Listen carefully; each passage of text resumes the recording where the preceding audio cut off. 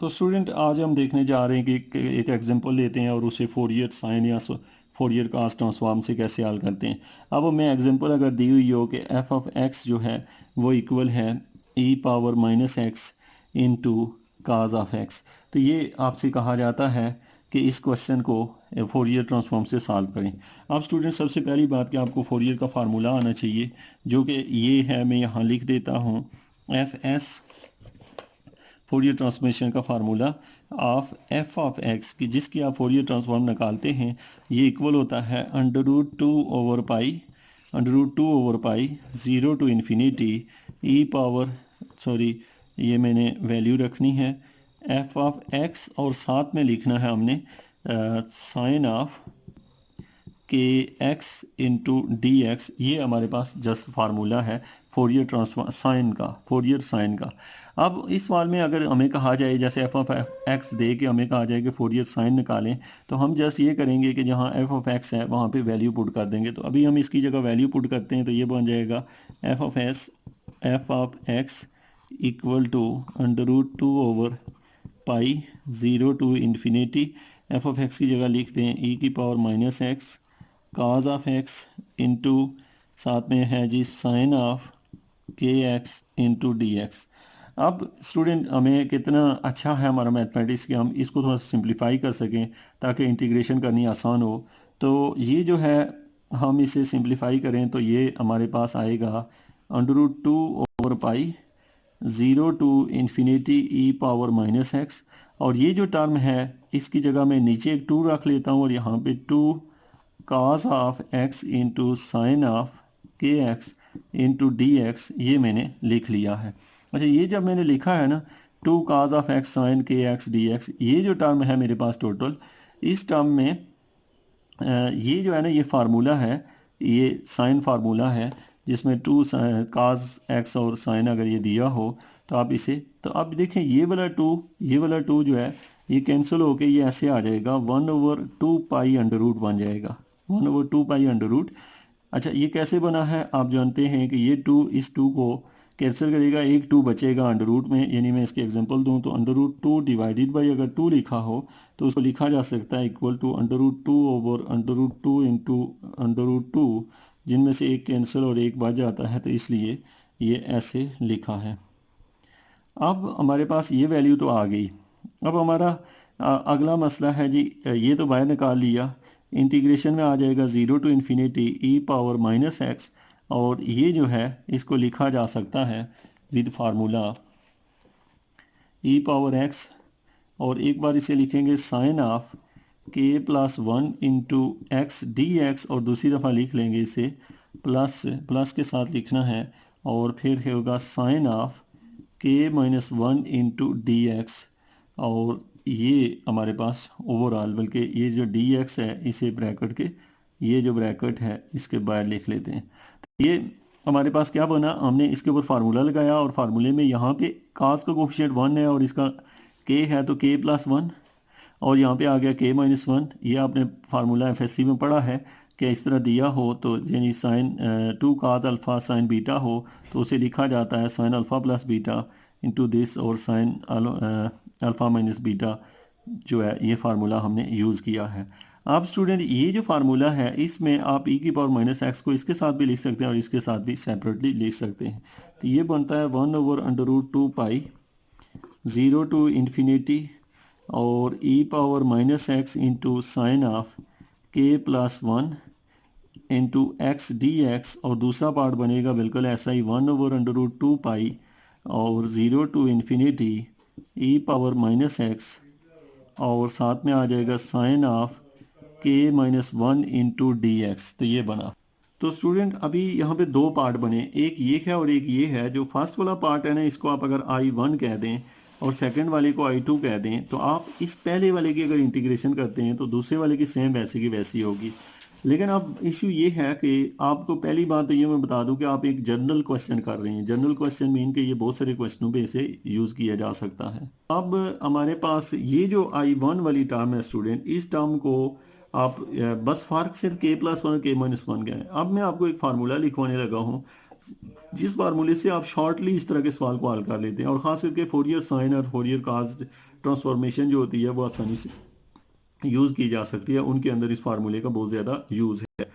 तो इसका फार्मूला क्या है कि हम इस वाले पार्ट को हल कर सकें, तो मैं इसको ऊपर से थोड़ा सा हटा देता हूँ। ये जो है हमारे पास कुछ वैल्यूज़ हैं, तो ये फार्मूला आप यूज़ करेंगे, यानी आपको अगर दिया हो integration of e power a x into sine of b x, तो ये हमारे पास है। अगर फार्मूला इस टाइप का दिया हो तो इसको ऐसे लिखा जाता है ई पावर ए एक्स, यानी जो चीज़ यहाँ दी होती है वो, divided by a square plus b का square into a into sine of b x, plus plus नहीं होता उसमें माइनस होगा, minus b into cos of b x. तो ये आपके पास जो है जनरल फार्मूला है। इस फार्मूले की हेल्प से आप क्वेश्चन को सॉल्व करेंगे। तो ये है integration of e power a x sine b x e की power a x over a square plus b square a sine b x minus b cos b x. तो इसको स्टूडेंट अगर आप देखें फार्मूले को, अगर याद रखें यहाँ पे लिमिट दी हो तो यहाँ 0 टू इन्फिनिटी वो लिमिट भी यहाँ आ जाएगी। अब आपको समझ ये नहीं चाहिए जो सवाल दिया होगा उसमें ए और बी की वैल्यू क्या है। तो ये जो क्वेश्चन दिया हुआ है इसमें ए की वैल्यू -1 है और बी की वैल्यू k+1 है, जबकि दूसरे में ए की वैल्यू -1 और बी की वैल्यू k-1 है।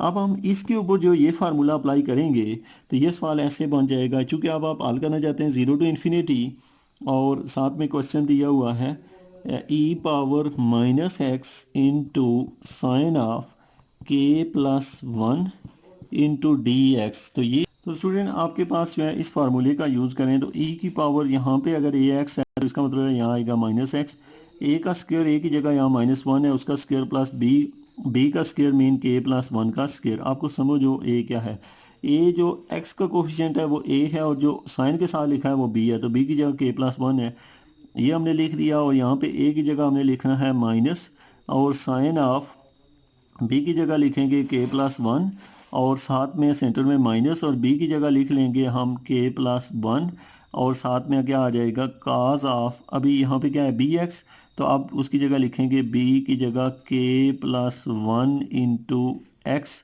और ये आपके पास और लिमिट आ जाएगी 0 टू इन्फिनिटी। तो ये आपने क्या किया, इस टर्म को लिख लिया है। अब स्टूडेंट हमारे पास ये जो बना है रिजल्ट हमारे पास, ये हमने इस फार्मूले से बनाया है। जहाँ a था वहाँ पे हमने -1 रख दिया, जहाँ b है वहाँ पे k+1 रखा, फार्मूला डायरेक्ट ही हमारा सवाल इंटीग्रेट हो गया। अब यहाँ पे दूसरा पार्ट भी आपको पता है वो क्या है, यहाँ पे हमने तो एक को I1 का हुआ है एक को I2, तो ये आप I1 को हल कर रहे हैं।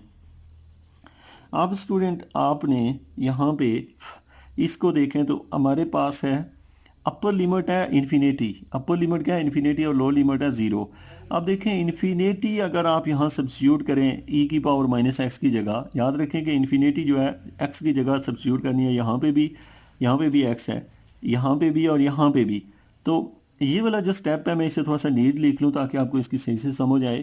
तो ये मेरे पास है e power -x divided by -1 का स्क्वायर प्लस k+1 इंटू इसका स्क्वायर है और साथ में minus sine of k+1 x minus k+1 into cos of k+1 into cos of k+1 into x. तो ये है आपके पास 0 टू इन्फिनिटी। अब स्टूडेंट ये जो स्टेप है, इस स्टेप में जब आप इन्फिनिटी पुट करेंगे तो इन्फिनिटी यहाँ भी करेंगे, यहाँ भी करेंगे, यहाँ भी करेंगे। अब इन्फिनिटी अगर आप यहाँ पुट करेंगे तो साइन इन्फिनिटी जो है स्टूडेंट वो 1 या -1 और 1 के दरमियान में कोई वैल्यू देता होता है, ये आपको पता है, और काज भी इतनी देता है। अब ये तो चलें ये देंगे ही, इनको तो आप हमने छोड़ा। हम ये देखते हैं कि इन्फिनिटी को अगर यहाँ पुट करें तो खुद सोचें कि अगर ई की जगह इन्फिनिटी पुट करें, ये माइनस इन्फिनिटी, तो ये ई की पावर इन्फिनिटी बनेगा जिसको हम लिखेंगे ई की पावर इन्फिनिटी, और ये इक्वल हो जाएगा 1 ओवर इन्फिनिटी, और 1 ओवर इन्फिनिटी 0 होता है। तो इसका मतलब है अगर हम अपर लिमिट इन्फिनिटी पुट करते हैं तो ये टर्म 0 हो जाएगी। जब ये टर्म ही 0 हो जाएगी तो ये सारा पार्ट 0 होगा, जब 0 होगा तो सारा ही 0 हो जाएगा। तो इसका मतलब है कि जब हम अपर लिमिट पुट करेंगे तो आंसर 0 आएगा। अब हम करेंगे लोअर लिमिट। लोअर लिमिट क्या दी हुई है 0। जब आप x की जगह 0 पुट करेंगे तो यहाँ पे आ जाएगा 1। जब x की जगह 0 पुट करेंगे तो e की पावर -0 1 होता है, यानी किसी भी चीज़ की पावर जो है 0 1 होती है। अब -1 का स्क्वायर +1 हो जाएगा और इसका फार्मूला ओपन कर देते हैं, ये बन जाएगा k का स्क्वायर +1 का स्क्वायर +2k, यानी आपको पता है a² + b² + 2ab का फार्मूला ओपन कर दिया। अब स्टूडेंट ज़ीरो जब रखेंगे तो साइन ज़ीरो जो है वो क्या हो जाएगा, ज़ीरो। साइन ज़ीरो जो है ये तो ये -0 बन जाएगा, यानी साइन ज़ीरो ज़ीरो, एक्स या ज़ीरो रखेंगे तो, और माइनस अब यहाँ पे दिया हुआ है k+1 और कास की जगह जब यहाँ ज़ीरो रखेंगे तो कास 0 × k+1 ज़ीरो हो जाएगा, कास 0 1 होता है तो यहाँ पे क्या आ जाएगा 1। तो आपने लिमिट भी सब्सिट्यूट कर ली है। अब स्टूडेंट हमारे पास जो है यहाँ पे जो रिजल्ट आप देख रहे हैं इसे थोड़ा सा सिंप्लीफाई करके लिखें तो ये माइनस और वो माइनस मिल के प्लस हो जाएगा, तो ऊपर आ जाएगा हमारे पास k+1 और नीचे वैल्यू आएगी k का स्क्वायर +2k+2। तो ये आपने जो कैलकुलेट किया I1 आपने कैलकुलेट कर लिया है, जिसमें क्या रिजल्ट है आपका k+1 मीन ये माइनस और वो माइनस मिल के प्लस हो गए, ऊपर आ गया k+1 और नीचे आ गया हमारे पास k² +2k+2। तो ये आपने I1 निकाला।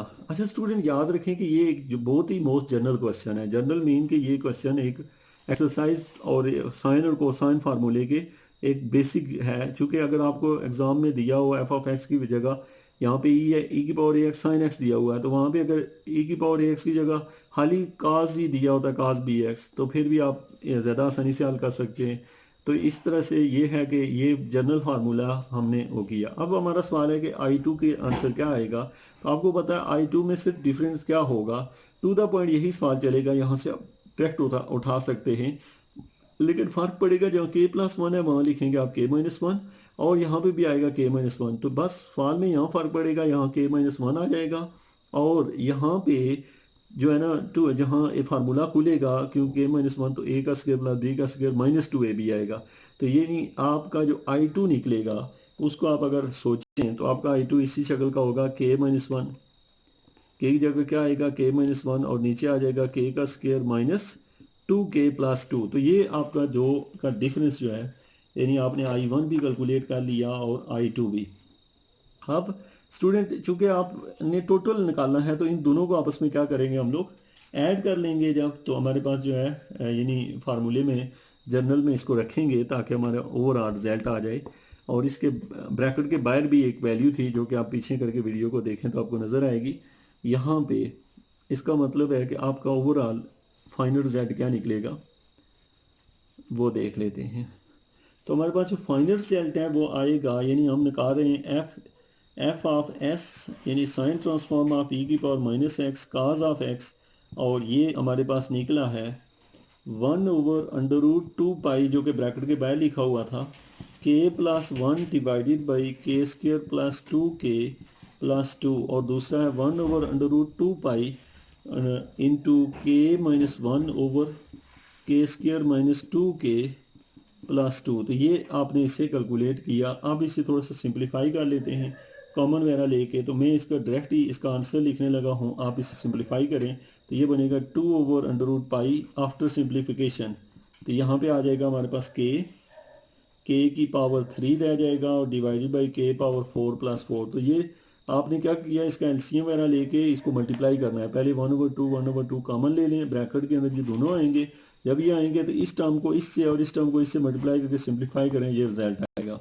तो ये आपने क्या निकाला है, फोरियर ट्रांसफॉर्म आपने कैलकुलेट कर ली है इस क्वेश्चन की। तो अब मैं आपको एक्सरसाइज के तौर पे एक क्वेश्चन दूंगा जो आप मुझे पुट करवाएंगे, जो है अगर आपको f(x) ये दिया हुआ हो e⁻x cos ऑफ x, तो ये जो है ना मुझे इस क्वेश्चन की जो है ना फोरियर ट्रांसफॉर्मेशन साइन के लिहाज से, बल्कि ये जो है ना कास के लिहाज से दिया हुआ है तो इसे आपने कास के लिहाज से ही फाइंड करें दोबारा से।